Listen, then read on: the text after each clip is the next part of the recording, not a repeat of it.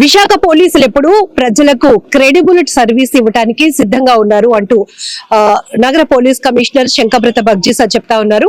ఆయన ఇక్కడ సిపిగా బాధ్యతలు చేపట్టినప్పటి నుంచి కూడా విశాఖ ప్రజలకి చాలా భద్రతగా భరోసాగా ఉంటూ ఈవెన్ పర్సనల్ నెంబర్ కూడా ఇచ్చి ఇఫ్ ఎనీ ప్రాబ్లం ఏ సమయంలోనైనా అది పగలైనా రాత్రైనా ఎలాంటి సమస్య ఉన్నా కూడా ఇమీడియట్ గా నేరుగా మీకు లోకల్ పోలీస్ స్టేషన్ కి కూడా కాదు నాకే కాల్ చేస్తే మీకు న్యాయం జరుగుతోంది అని ఒక భద్రతా భరోసానిస్తూ ఒక న్యూ సిస్టమ్ అయితే విశాఖలో ఇంట్రడ్యూస్ చేశారని చెప్పొచ్చు. సో ఇప్పటికీ కూడా మనం చూస్తున్నాం శాఖాపరమైన చర్యలు తీసుకోవటంలో కూడా ఇంతకు ముందు మనం బిగ్ స్క్రీన్ పైన చూసాం. అంటే పోలీసులు హీరో పాత్ర వేస్తే ఎట్లా ఉంటుంది, హీరోస్ పోలీసు పాత్ర వేస్తే ఎట్లా ఉంటుంది అనేది మనం సినిమాటిక్ గా చూసాం. బట్ విశాఖలో మాత్రం ఒక రియల్ హీరో అంటే సిపి గారు అని ప్రతి పబ్లిక్ కూడా యాక్సెప్ట్ చేస్తున్నారు. ఖచ్చితంగా ఈ సిపి గారు వచ్చిన తర్వాత నార్మల్ పబ్లిక్ కూడా నేరుగా ఆయన్ని అప్రోచ్ అయ్యి తమ సమస్యలు చెప్పుకునే స్థాయిలో సిస్టమ్ ని అంతా మొత్తం కరెక్ట్ చేస్తూ వచ్చారు అని కూడా చెప్తా ఉన్నారు.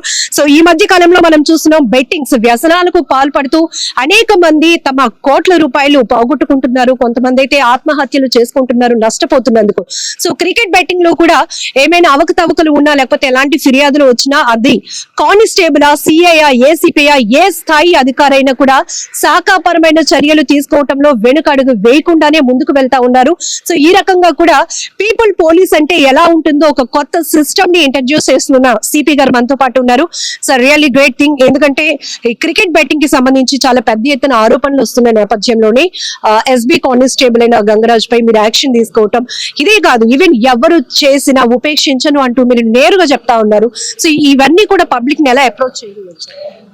ఇప్పుడు నేను 1 జూలై నుండి ప్రతిరోజు ఇక్కడ సిపిగా చార్జ్ తీసుకున్న తర్వాత ప్రతిరోజు చెప్తున్నాం, మీకు ఎటువంటి ఇబ్బంది ఉంటే నాకు కాల్ చేయండి, ఎక్కడైనా అవినీతి జరుగుతూ ఉంటే కూడా నాకు తెలియజేయండి, మేము వెంటనే చర్య తీసుకుంటాం. ఎందుకంటే అవినీతి రహిత సమాజం మనకు ఒక అటువంటి సమాజం తయారు చేయడానికి మనం అందరం కృషి చేయాలి. సో క్రికెట్ బెట్టింగ్ మన అందరికీ తెలుసు, దానివల్ల చాలా ఫ్యామిలీస్ నష్టపోతున్నారండి. మనకు శాపం లాగా ఉంది క్రికెట్ బెట్టింగ్. ఆల్రెడీ ఒక కేసు రిజిస్టర్ చేయడం జరిగింది, ఒక ముఖ్యమైన ముద్దాయిని అరెస్ట్ చేయడం జరిగింది, ఒక హెడ్ కానిస్టేబుల్ ని సస్పెండ్ చేయడం జరిగింది. ఇంకా చాలా మంది ముఠాలలో సభ్యులుగా ఉన్నారని మేము గుర్తించాము. వాళ్ళను కూడా త్వరలో అందరినీ అరెస్ట్ చేస్తాము.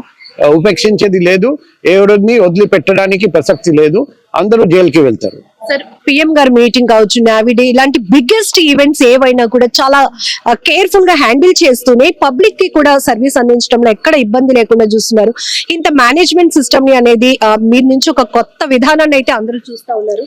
సో ఏం చెప్పాలనుకున్నారు ప్రజలకి? ఇప్పుడు మన భారతదేశంలో ప్రజలే లాస్ట్ ఆన్సర్ చెప్పాలి, ప్రజలే ముఖ్యం. ప్రజలకు ఇబ్బంది కలగకుండా మనం పోలీసింగ్ కూడా చేస్తున్నాం. మా ఫోన్ నంబర్ ఎందుకు ఇచ్చామంటే ప్రజలే మా కళ్ళు మా చెవులు. ప్రజలు మాకు ఎక్కడ అసాంఘిక కార్యకలాపాలు జరుగుతూ ఉంటే, గాంజాయి సేవిస్తూ ఉంటే, అల్లరి చేస్తూ ఉంటే, గలాట జరుగుతూ ఉంటే, ఘర్షణలు జరుగుతూ ఉంటే ప్రజలే నాకు చెప్తూనే ఉన్నారు. నిన్న రాత్రి కూడా 12 దాటినా కూడా నాకు కాల్స్ వచ్చాయి. ఎక్కడ ఏం జరిగినా వెంటనే మేము స్పందించి మా పోలీస్ పంపించి ప్రజలకు సేవ చేస్తున్నాం. ప్రజలందరూ గుర్తు పెట్టుకోవాలి, ప్రజాసేవ మనకు ధ్యేయం, లక్ష్యం, ఏకైక లక్ష్యం ప్రజాసేవ. ఆ సేవ కోసం పగలు రాత్రి మేము కృషి చేస్తాం. ప్రజలు కూడా మాకు సహకరిస్తున్నారండి. అందుకే ప్రజలందరికీ కూడా వైజాగ్ పోలీస్ తరఫున హృదయపూర్వక ధన్యవాదాలు, కృతజ్ఞతలు, నమస్కారాలు తెలియజేస్తారు. క్రికెట్ బెట్టింగ్ అని ఆన్లైన్ గేమింగ్స్ వీటికి యువత మెయిన్ గా ఎడిక్ట్ అవుతున్నారు, ఈజీ మనీకి అలవాటు పడి ఫ్యామిలీస్ కూడా విచ్ఛిన్నం అయిపోతున్నాయి. మీరు ఏం చెప్తారు సార్?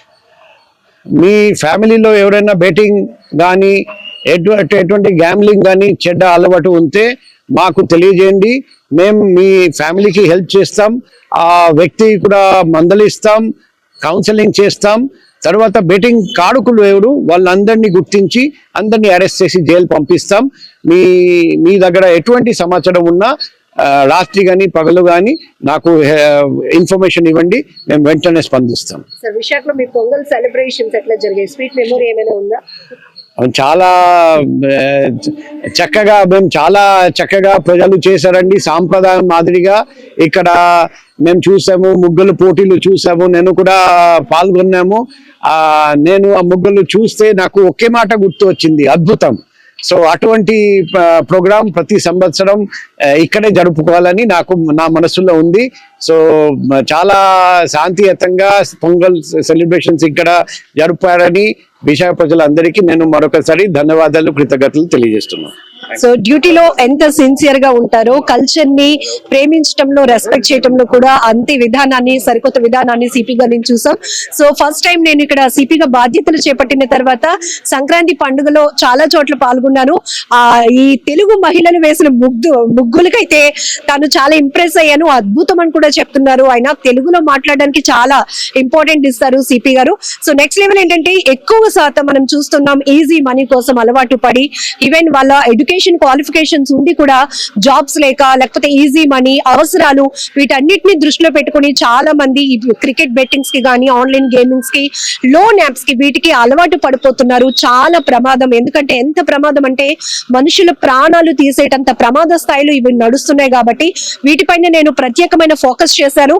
సో లేటెస్ట్ అప్డేట్ గా కూడా క్రికెట్ బెట్టింగ్ లో ఎవరైతే కొన్ని ఆరోపణలు వచ్చాయో దాని మీద విచారణ జరిపించి స్పెషల్ బ్రాంచ్ కానిస్టేబుల్ గంగరాజుకి ఇమీడియట్ గా కూడా సస్పెండ్ చేశామని చెప్తున్నారు.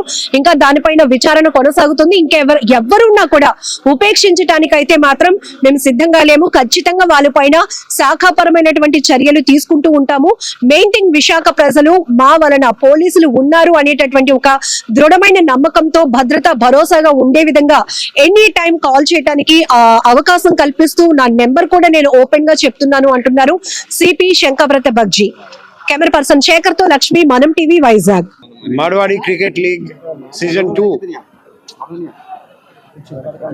సందర్భంగా ప్రైజ్ డిస్ట్రిబ్యూషన్ ఫంక్షన్ జరిగింది.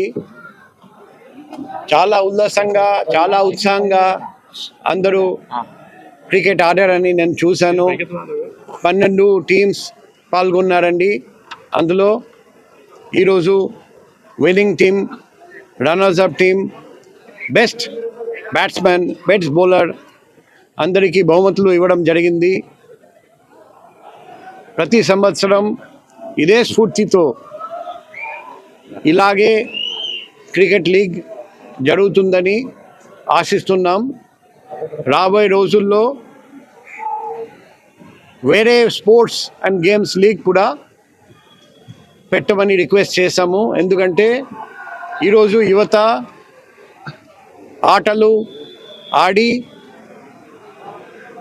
ఫిజికల్ ఫిట్నెస్, మెంటల్ అలర్ట్నెస్ పెంచొచ్చు, వ్యాధులు రానియకుండా ఆరోగ్యంగా బతకొచ్చు. ఆటలు మనకు చాలా ముఖ్యం. చదువుతో పాటు ఆటలు రెండు ఉండాలి బ్యాలెన్స్ పర్సనాలిటీ కోసం. సో ఈరోజు మార్వాడి యువత ముందుకు వచ్చి ఒక మంచి ఆదర్శంగా నిలిచిపోయారండి.